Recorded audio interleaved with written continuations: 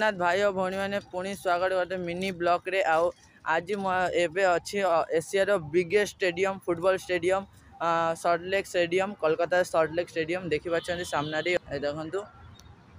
तो भाई मैंने या भितर जब आपको देखेबी देखार अच्छी आपको तो सब्सक्राइब कर दिंतु आउ कमेंट रे कहतु मो 50टा कमेंट आसिले या भितर जाकि देखेबी या 50,000 लोक भी जाती 50,000 लोक खेल देखती या भितर।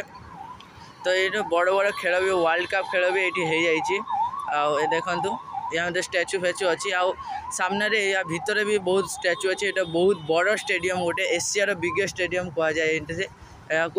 तो आप कमेंट करूँ आ मो ओडिया भाई भौणी मानक मोर विश्वास अच्छी से सब्सक्राइब करदे आ कमेंट भी करदे।